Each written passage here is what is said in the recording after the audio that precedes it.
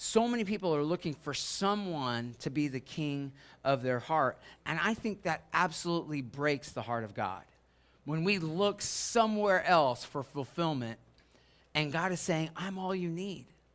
When we look somewhere else for leadership, and God says, I'll lead you to green pastures. I'll lead you beside still waters. I'll restore your soul. And we go to something that's going to break our soul and steal our worth. Because God is the only person worthy to be the king of our hearts. God is the only true king that can rule in our hearts, and yet we look other places. I want you to write this down. Sometimes it's hard to trust that God's plan for us is better than what we see around us. Sometimes it's harder to trust that God's plan for us is truly better than the stuff that we see around us. But here's the thing. God granted the Israelites' request. He says, you get what you get, and you don't throw a fit. And in fact, if you continue reading, this is what God gave the Israelites a warning. Oh, you want a king? Well, let me tell you what this king is going to be like.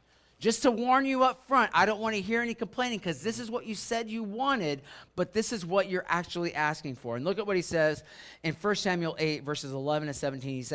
He said, here are the policies of the king who will rule over you. He will conscript your sons and put them in his chariot forces and in his cavalry. They will run in front of his chariot. He will appoint for himself leaders of thousands and leaders of 50s, as well as those who plow his ground, reap his harvest, and make his weapons for war and his chariot equipment.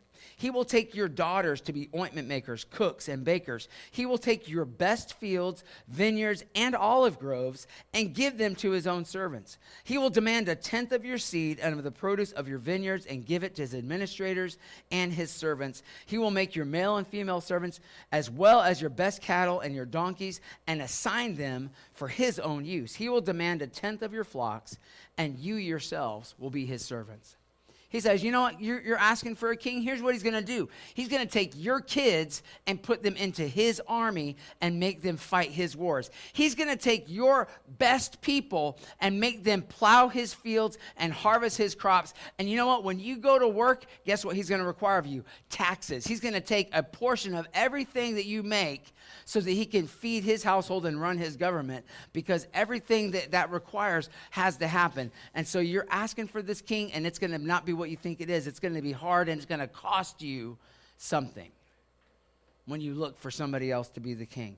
And that's really what always happens. Whenever we seek something else to be the king of our heart other than God, it always ends up costing us more than we want to spend.